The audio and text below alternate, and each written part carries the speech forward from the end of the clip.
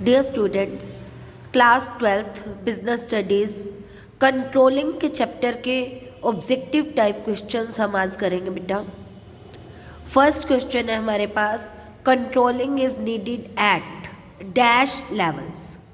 ये क्वेश्चन आपने देखा होगा सभी फंक्शंस के साथ रिपीट हुआ है, क्योंकि देखो जो मैनेजमेंट के ये सभी लेवल हैं, top level, middle level and lower level.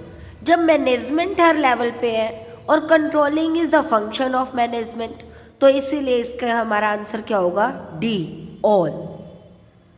Next, controlling is related to result, individual, things या मैनेजर। तो कंट्रोलिंग किससे रिलेटेड मानी गई है? Controlling is depends on result, क्योंकि हम रिजल्ट का कंपैरिजन करते हैं यहाँ पे और उनको बेटर बनाने की कोशिश करते हैं। Dash is use to measure the moral of employees. Employees के मोरल को, नैतिक कि वो कितने वहाँ पे सेटिस्फाइड है, उसकी मेजरमेंट के लिए कि क्या चीज़ें यूज़ करते हैं हम? Labour turnover rate. Labour turnover rate क्या होता है कि प्रति वर्ष या समय समय पर हमारे यहाँ से कितने एम्प्लॉयज़ बार बार काम छोड़कर चले जाते हैं, टोटल एम्प्लॉयज़ से जब हम उसकी परसेंटेज निकालते हैं। अब्सेंटिज्म रेट, डेली कितने एम्प्लॉयज़ अब्सेंट रहते हैं। डिस्प्यूट रेट, हमारे यहाँ झगड़े कितने होते हैं। All of the above. तो क्या आपको लग रहा है करेक्ट आंसर क्या होना चाहिए? Correct answer is D. Planning is looking ahead while controlling is looking dash। वैसे ब्लैंक के अकॉर्डिंग तो यहाँ बैक आना चाहिए, लेकिन इसका कन्वर्स भी आपको कराया था मैंने जब आपने चैप्टर रीडिंग की थी, तो बताया था कि planning is looking ahead while controlling is looking back, but planning is depend on back and controlling is helpful in forward। तो इसीलिए हम यहाँ पे बैक एंड फॉरवर्ड बोथ वाला आंसर फॉलो करेंगे। सी आंसर हमारा करेक्ट है। First step in the controlling process is, controlling की मैंने आपको पूरी प्रोसेस कराई है, तो उसके अकॉर्डिंग करेक्टिव एक्शन तो काफ़ी बाद में लिया जाएगा, क्योंकि पहले तो स्टैंडर्ड फिक्स किए गए थे। तो डिटरमाइनिंग स्टैंडर्ड, सी आंसर होगा हमारा। Cost at ₹100 per unit is an example of dash standard. ये क्वेश्चन आपका टाइप्स ऑफ स्टैंडर्ड से है, तो यहाँ पे आप quantitative, qualitative, both of the above या नन ऑफ द अबव। तो जब आपको डिपेंड कर रही है क्वांटिटी गिवन है, तो ये क्या है? ए, क्वांटिटी से रिलेटेड स्टैंडर्ड है आपका ये।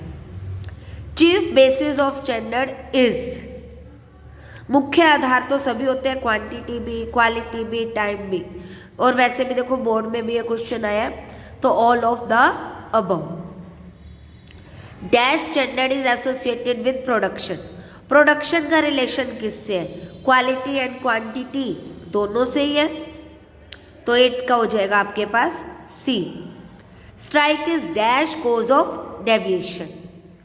ह्यूमन अनसर्टेन कंडीशंस, जब अनसर्टेन कंडीशन अराइज होती है तभी स्ट्राइक्स हमारे यहाँ हो सकती है। स्ट्राइक्स क्या है? अगर एम्प्लॉय सेटिस्फाई नहीं है, वो अपनी इच्छा से काम नहीं कर रहे वहाँ पे अभी, तो अनसर्टेन कंडीशंस रहेगा हमारे पास। Hindrance in the supply of electricity is dash cause of deviation. Human uncertain condition, various, तो ये वेरियस में रहेगा, क्योंकि इलेक्ट्रिसिटी की जो सप्लाई है वो अन्य कारणों में ही मानी जाएगी। Which function of management is controlling. ये तो आपको पांचों फंक्शन टिप्स पे होने ही चाहिए। First is planning, second organizing, third staffing, fourth directing and last fifth function is controlling. So our answer is D, last. Planning in the absence of controlling is meaningless. What does the statement indicate in respect of both? कि only planning is essential, कि सिर्फ planning ही जरूरी है हमारे पास, या सिर्फ controlling ही जरूरी है, या दोनों ही जरूरी है। C, both are essential. Controlling in the absence of planning is blind. तो सेम क्वेश्चन है, यहाँ पे भी सेम आंसर हमारे पास रहेगा। यहाँ पे बस स्टेटमेंट अलग गिवन है हमारे पास। When does the measuring of actual performance become meaningful? जो एक्चुअल परफॉर्मेंस है वो मीनिंगफुल कब होती है? जब हमने स्टैंडर्ड फिक्स कर रखी हो, ए हो सकता है। लेकिन इस तरह के क्वेश्चन में आपको सभी जो ऑप्शन है एक बार रीड जरूर करने हैं। When standard are not been set, तो ये तो हो ही नहीं सकता। When standard are more than need, जब जो स्टैंडर्ड है वो आवश्यकता से अधिक है, नहीं। Standard are less than need, ये भी गलत है। तो ए आंसर हमारा सही है।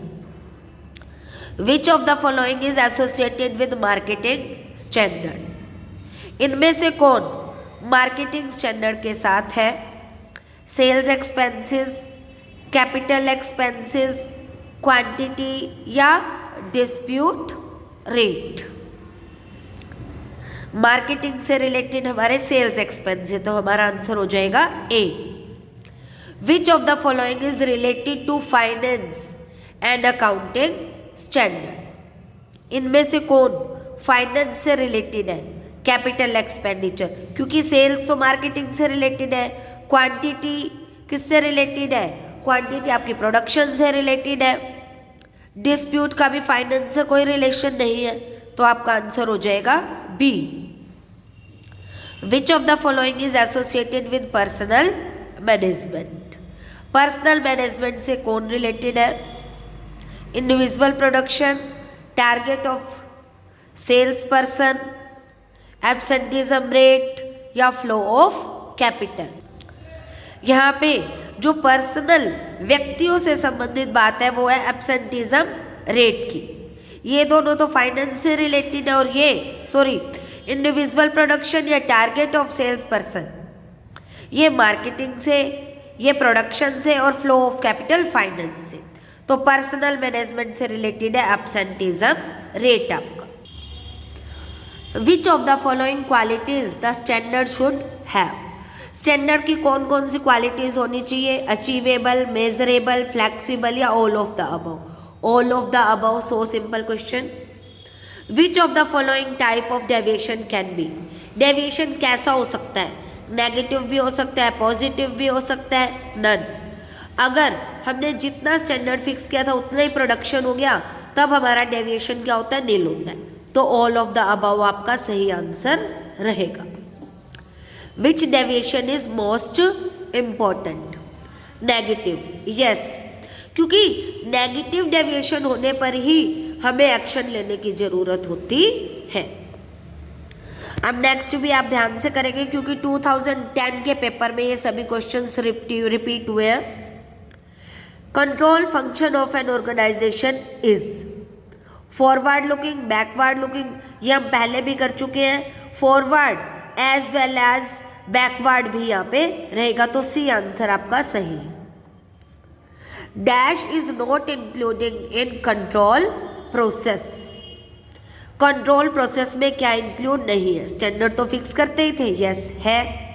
मार्केटिंग नहीं है, करेक्टिव एक्शन भी है, मेजरमेंट ऑफ परफॉर्मेंस भी है, तो हमारा आंसर हो जाएगा marketing activity. Which type of nature of control has? Positive and negative both approach हो सकती है, तो सी।